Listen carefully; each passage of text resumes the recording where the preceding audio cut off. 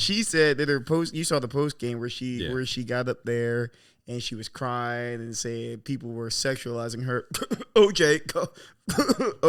I didn't say she was dragging the wagon. I resorted. Yeah. I mean, I recited something that I saw. And that people, there's been death threats, and she got up there. And what did you think about her crying in the post game? What did you think about that?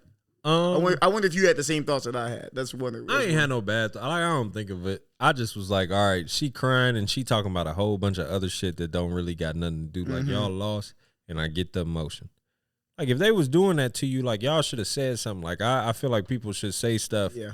As it happens, I understand that you as a victim, you can't really you can't really pick and choose when you're comfortable. Like it's only gonna come that time, and I respect that.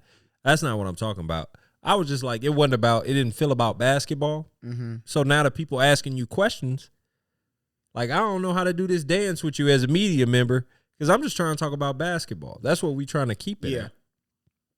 Trying to keep it on basketball. I know it's not, as black and white as it can be.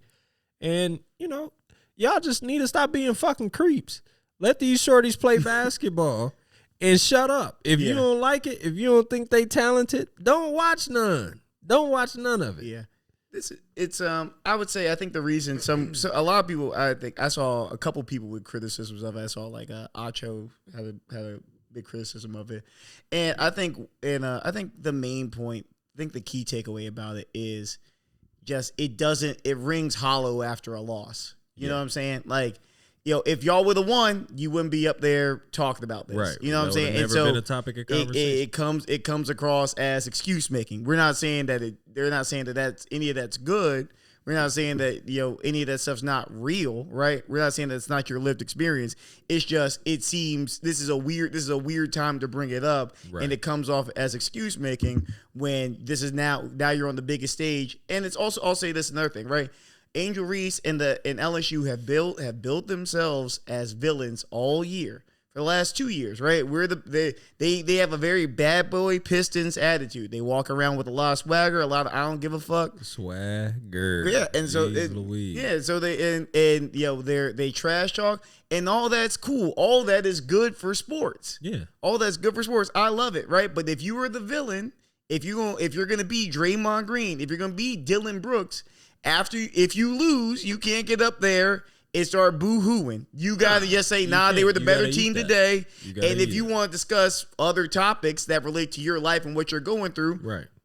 Get that.